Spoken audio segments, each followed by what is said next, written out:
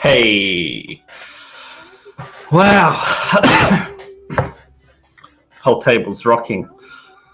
Man, here we are. Book launch day of the Wrestle. This is 2 years in writing, months in the waiting. And if you're joining me on Facebook or YouTube, thank you for being part of this. Thank you for everything that you guys have done, and I am going to attempt to use some new software here. Great way to start.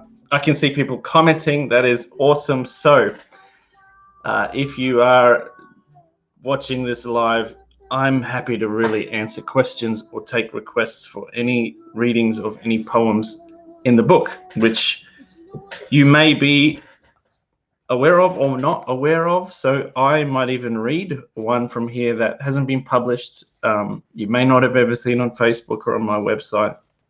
And I thought I'd unpack some of these too, but thank you. We have sold,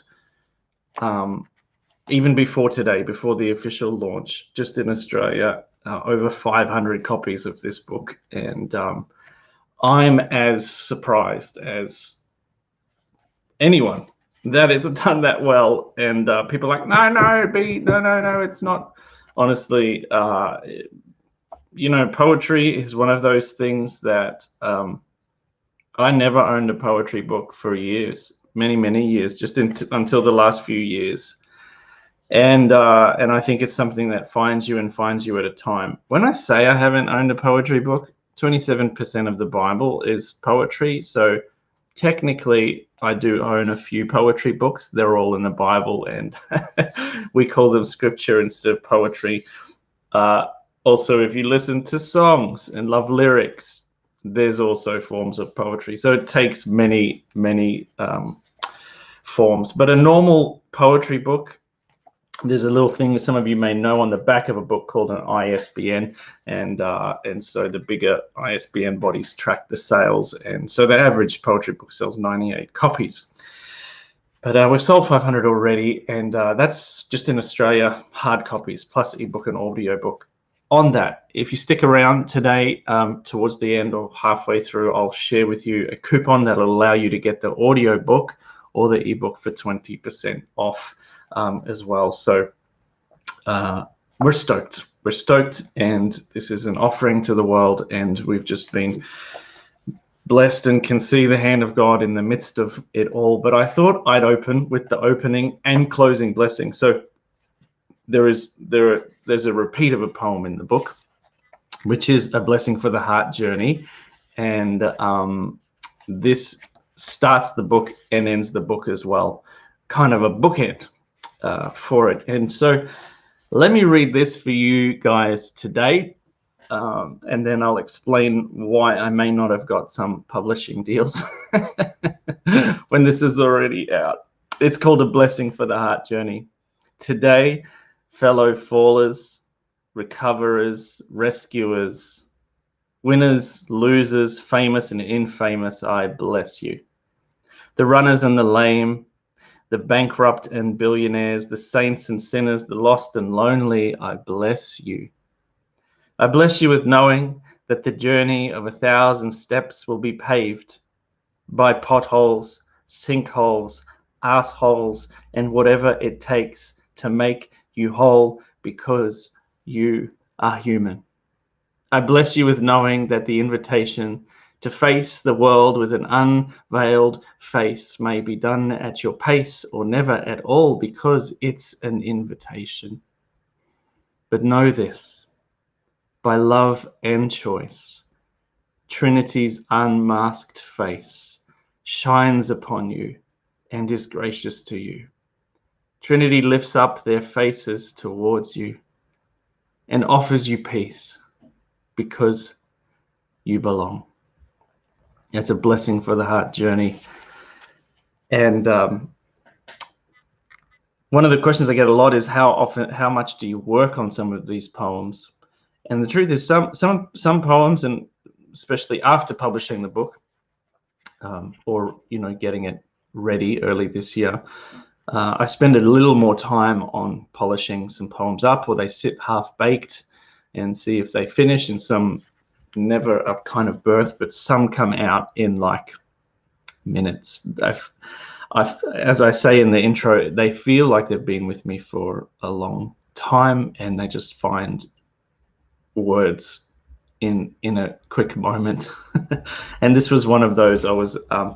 This was the weekend that I met William Paul Young, who's the author of The Shack, who you would have seen featured quite a bit in my promotion for the book, because he was there. He was talking at a conference, and my friend Gary Grant said, "Hey, why don't you get up and say a prayer before we go to lunch?" And I said, "Oh yeah." But while Gary and Paul were both talking, I wrote that poem, A Blessing for the Heart Journey, and I shared it before the break. And Paul said, "That's amazing. Do you have more poetry?" I said, "Yeah, I've got a bit more." And that started that relationship. And if you've heard William Paul Young read my poems, he does such a stellar job, and owns them and lives in them and climbs into them and reads them in such a beautiful way. So that's why when he said, "Can I do the audio book?" I said, "I would love for you to do the audio book." So that's A Blessing for the Heart Journey. You'll notice it has the word assholes in it. And the funny thing was, at the start of the year, and this is for those who are thinking about writing books, etc., it went to a literary or a book agent, and then COVID hit, and then the book agent's business went quite south, and the publishing world's just changing dramatically with the capacity that we all have to publish ourselves. So they had said, "Hey, we're approaching some large Christian publishing houses. I don't think they'd be happy with the word asshole." And I think the word shit's in there as well somewhere, in a poem called Perfect Dad. There are 11,500 other words in here, but that's what the focus was on.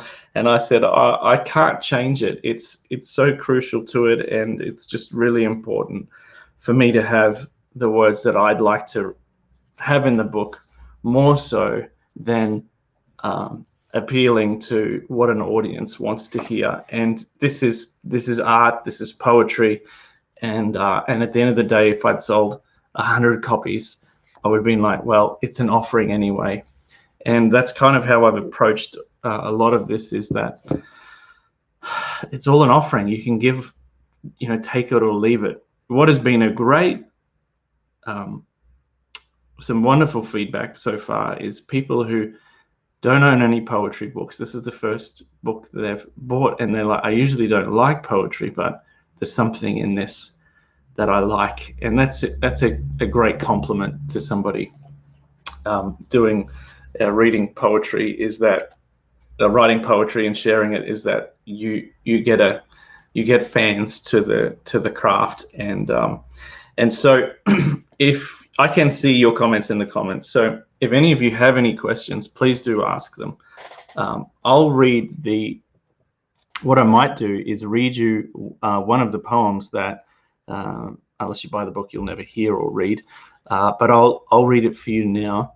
But if you have any questions or comments, please do chuck them in the comments there. Some people emailed some questions into, but thanks for being here and celebrating with me, friends. It means a lot, a great deal. So this is called The Descent. The Descent.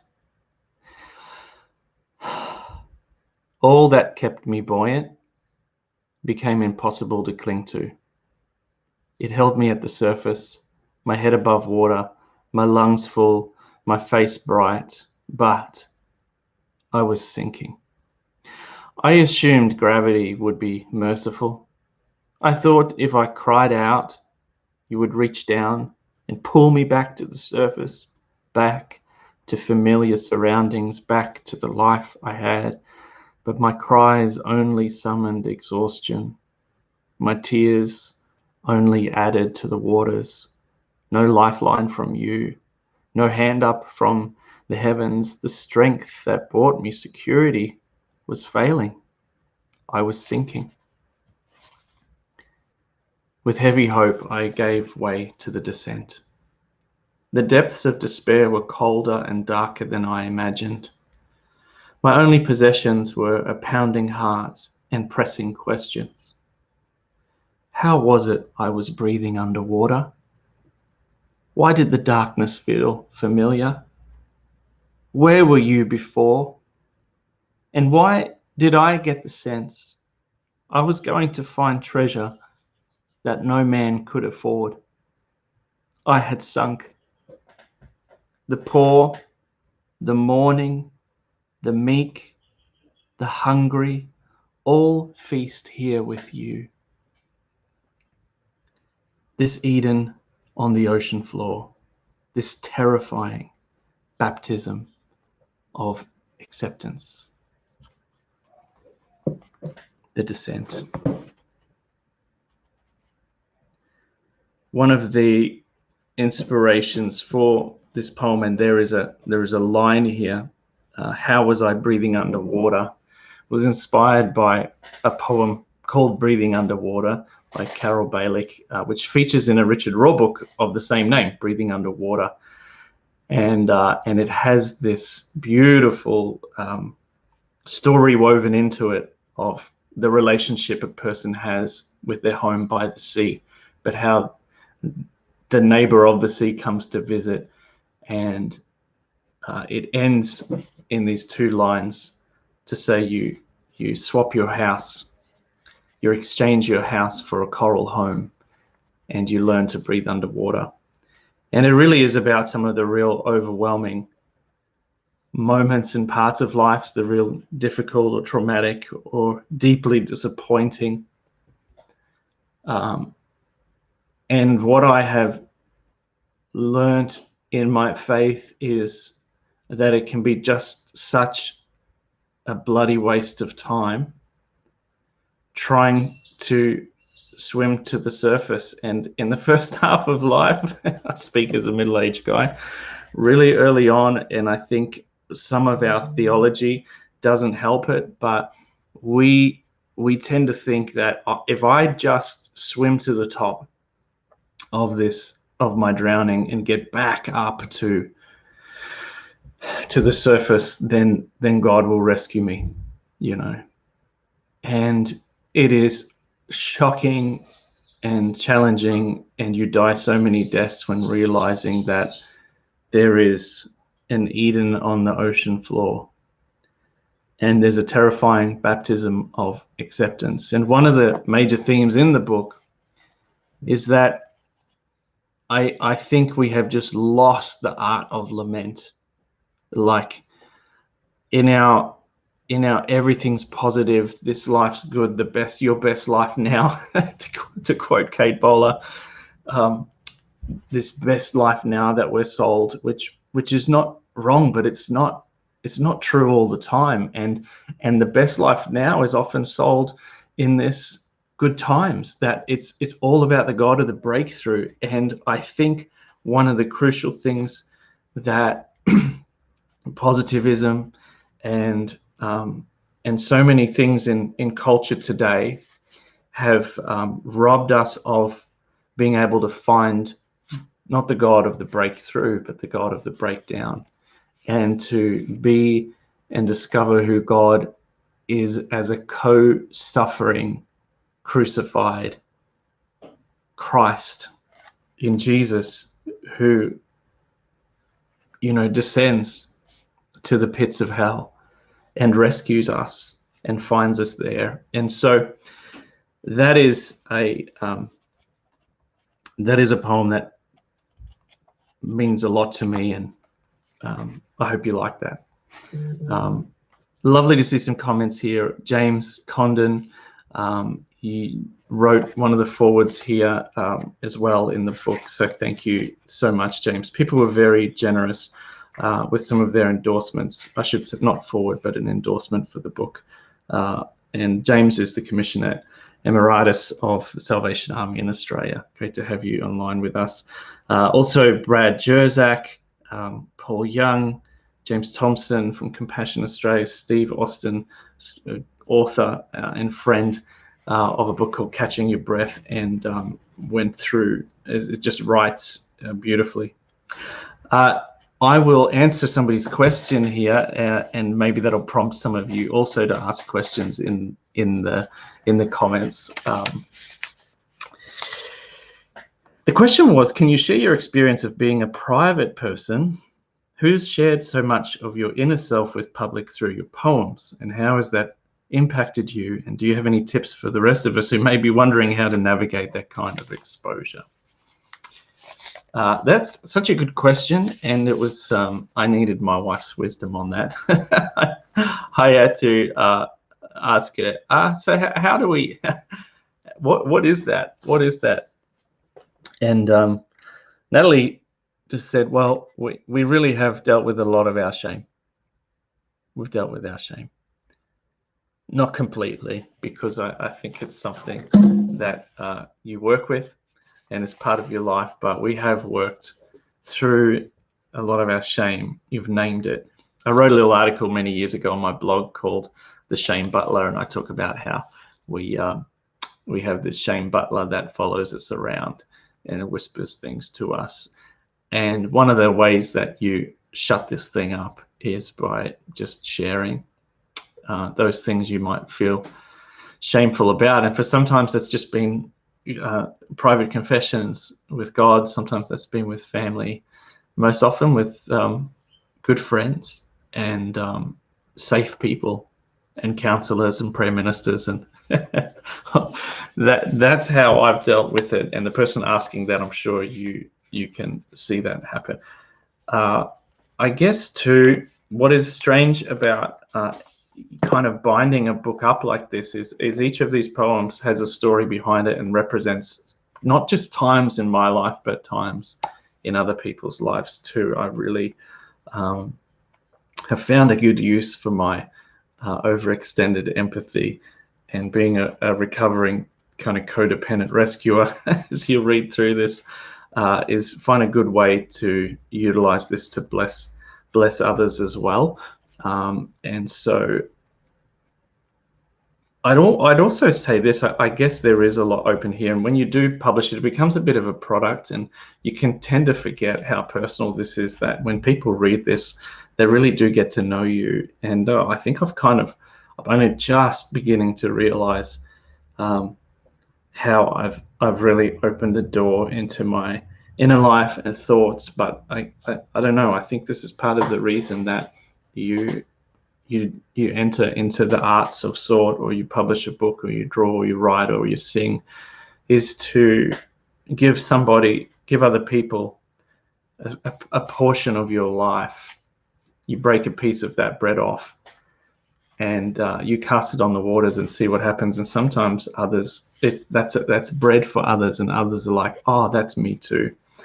And I do think perhaps just the timing of this book on the other side of, well, in the midst of COVID, I should say, we're not definitely on the other side yet at all, but I think we're over some of the initial shock of it, that this is a serious thing, and we'll be living in the ripples in the wake of this for many years to come. Is that right now across the world, people have been leaning on a view of who God was, that God is in control of everything and he will rescue us, etc.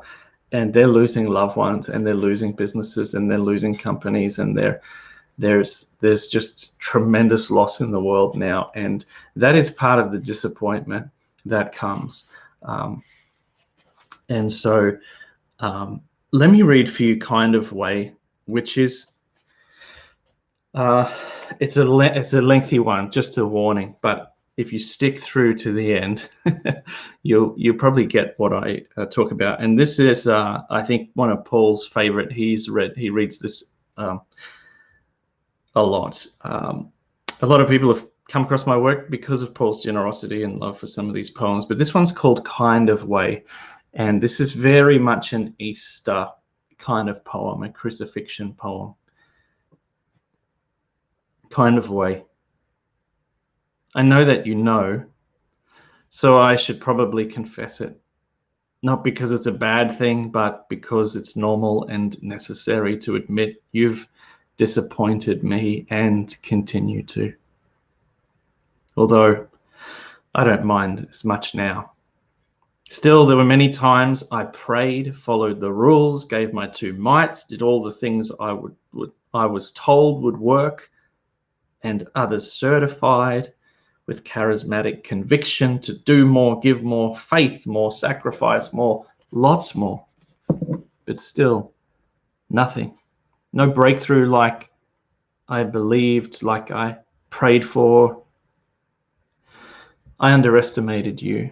I wanted to believe you were containable and constrainable and reliable in the my way kind of way. The magician, hitman, slot machine, deal maker, earth shaker, genie in a bottle kind of way. And then I recalled that on a dark but necessary day, you took yourself in my kind of way and the cosmos to a cross. And then you went missing for 3 days, and my world fell apart. All my hope exhaled a forsaken surrender, and my heart broke and my dreams broke. My kind of way kind of died again. And there you were, alive and the same, but not really. A resurrected form of you that even took familiar friends by surprise. And that's what you keep doing to this day. You keep failing and disappointing me in the best kind of ways. Every time I think I've got you where I think I need you, you disappoint and disappear and turn up incognito on a familiar path, at a regular meal, in an average garden, with a spark in your eye that demands my attention. And you invite me again to put my hand in your side, embrace you and kiss you, and get to know you again in a new kind of way.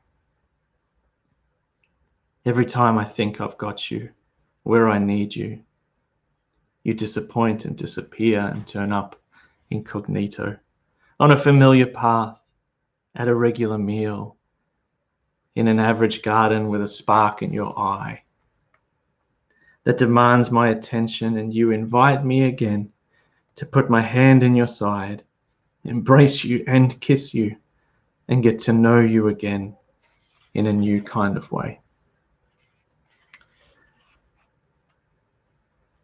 I have found that,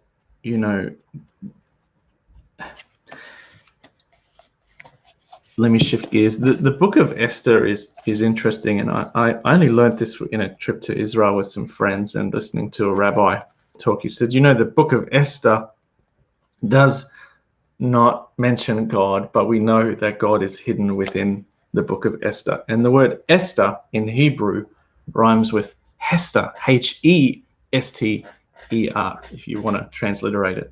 Hester. And Esther, which rhymes with Hester, everybody that hears the book, a Hebrew speaker that hears Esther will hear the word hidden. And the Jews talk about the Hester Panim. Panim is the word for face or faces. And the Hester Panim are the hidden faces of God. And it is kind of part of some of the Hebraic or Jewish theology that if you can't find God's face out here in these things, you have to know that he's hidden himself within you, within your experience.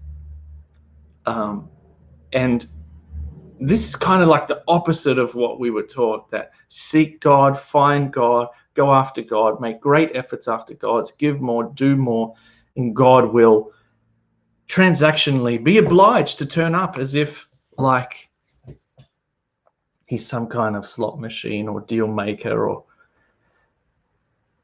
And I think for a while our ego really believes that is how it's working, and it has you believe you're really freaking powerful and you are a powerful force in the midst of all this, until like you go bankrupt you lose loved ones.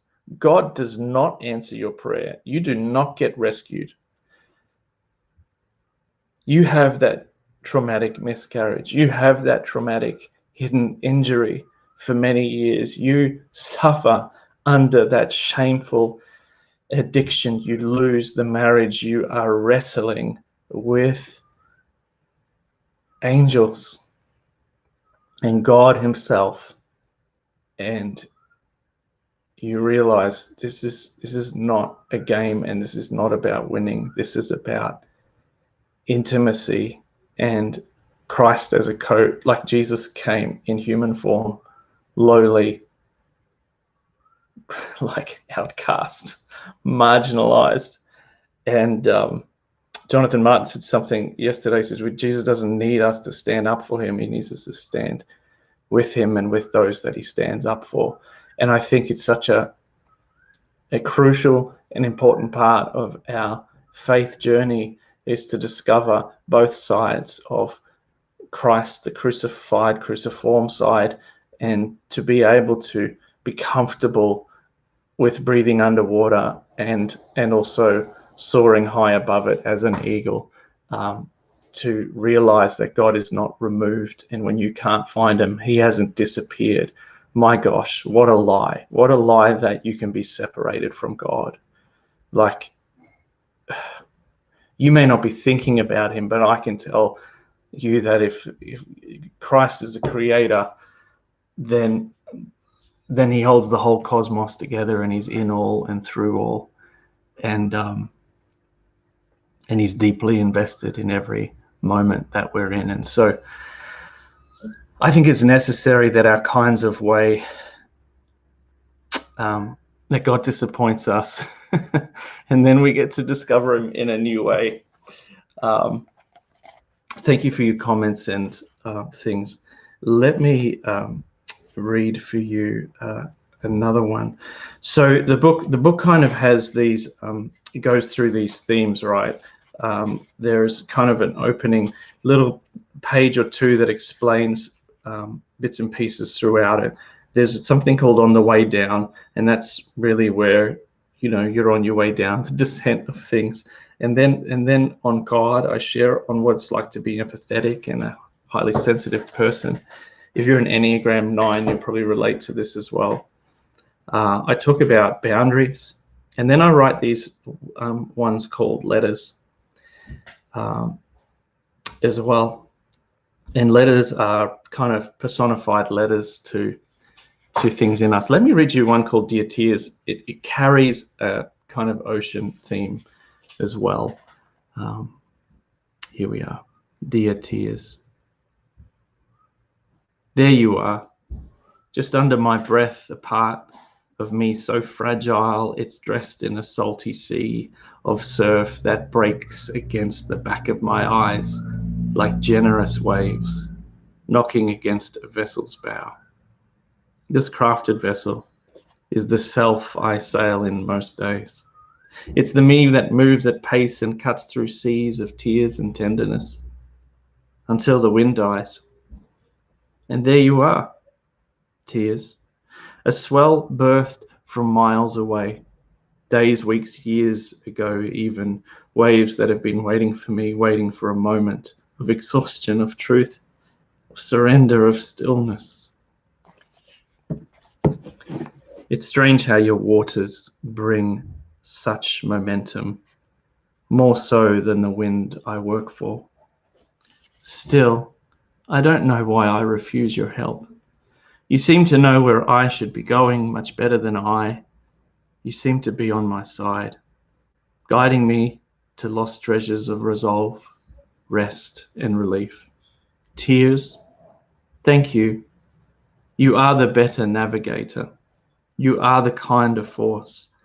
May I be mindful of your knock, the ebb and flow of my breathing, and make way for your coming more often. That's Dear Tears.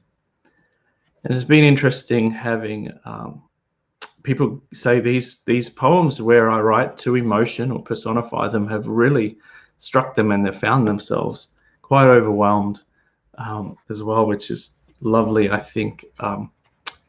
If there's some of the inner work that I have done and an offering I can bring through some of my poetry, it's, I guess, a good decade invested in doing what I can to become emotionally healthy. It helps if your wife, it helps if you've been trained in prayer ministry. It helps if your wife, studied counseling. All these things help, but friends, you can do that too. And sometimes we need help. So that's Dear Tears. Let me know what you think of that in the comments as well. I don't want to take too much time here. 32 minutes is enough, but I thought I'd finish on the Wrestle. Before I do, let me give you the this. If you want to buy this in ebook or audio book, that's, I've just put on a screen now. Hello Wrestle, one word, is the coupon code you can use. Okay, right there. Hello Wrestle. All right. And that's for the audiobook and ebook. You've got to go to davidtensen.com to get that. I've been able to get the audiobook. I'm at this stage. I've decided to just exclusively sell that myself. I have learned a lot. Not only written this book, but I had a friend help me with the art. I had a friend help me with the artwork. Andy Bridge, thank you so much. I had some people recommend some editors. Felicia, thank you for editing this. But I've done the layout. Everything has been kind of part of what the journey I've done. And you then go to sell it. Paul generously, put the audio book together, recorded everything in a studio, and you put everything together, and then you put it on Audible or whatever. And then Audible can price it however they want, and for a $10 US sale, you get $2, and you're like, did I miss something here? So I found some ways to, because I have a tech background, and those have been following me for a while now. I've been selling stuff on my website for years, the soaking prayers and courses. So I thought I'd leverage that, put it in the publishing world. So the audiobook and ebook are both available. They're delivered really easily onto your phones, onto your devices, through your web browser. Really great and wonderful ways. And it just means that, to be honest, at the end of the day, I'm getting more than $2, and I'm not ashamed to say that. Amazon, bless their heart, they've got, Jeff Bezos has enough. Got enough enough money. I don't need to be handing them mine if I don't need to. So for now, that's all available at my website. Let me finish with the Wrestle. I hope you guys have got that code now. You can go on and get that. I'll hide this here. So this is the title poem, and I'll finish on this. Thank you so much for joining me. I'm so excited. And those who have been waiting in the US, who did order this print version on Amazon, etc., yours should be shipping off, I don't know when, in this next week or something. So I'd love to know what you think of the book. The Wrestle. I found you beyond the why, far from the why not, worlds from why me. You held a space for me. Beyond answers to questions my pain had, as if you knew information was never going to heal or resolve or fix my suffering. Instead, you agreed to wrestle through many nights, never letting go, always with me, just like you promised. Refusing to surrender, I eventually realized that wrestling with God was not a crime, that I was in fact being held, being healed, being transformed by finding you beyond answers, being blessed by holding on to you in my doubt and frustration and never letting go. And you never let go. And you overcame me in the end. And we both won. Friends, let me bless you with that poem, and if I could extend anybody permission to do anything, or if somebody goes, how do I start the hard journey and move into these spaces? Ask big questions, realizing that if you're wrestling right now, besides sex, right? Besides sex, I said it, there is kind of no more visceral activity more intimate than wrestling, right? Let's just be adults here. Two people wrestling. You couldn't be more heart to heart, more close. It's there. And we have sometimes been taught, don't ask God the big questions. What are you wrestling with? And then, no, you should have faith. What a bunch of bullshit. The faith you have in the midst of your wrestle are all the big questions, is all the disappointment, is all the ways that you need to discover who God is in a new kind of way, friends. And you both win when you wrestle with God. He overcomes you, but you both win. And if there is something, the poems in this I wrote within 18 months, but I felt like they've come out of a decade of wrestling. Yeah, at least, plus other stuff. So, friends, bless you. Thank you for supporting it. It does make a lovely Christmas gift if you want to get it for some friends. Do take advantage of that coupon that I put up at the end there. It is Hello Wrestle. You can get the audiobook. That'll expire in about 5 and 8 days time. Feel free to get that. Thank you for joining me live or by recording. Shalom. Have a great day.